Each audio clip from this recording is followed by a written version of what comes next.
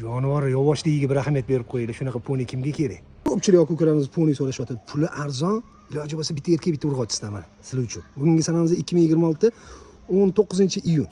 Bo'ylari taxminan 90 sm erkaginiki, 80 sm mana bu urg'ochsiniki. Yeb ichishi zo'rmi bularni?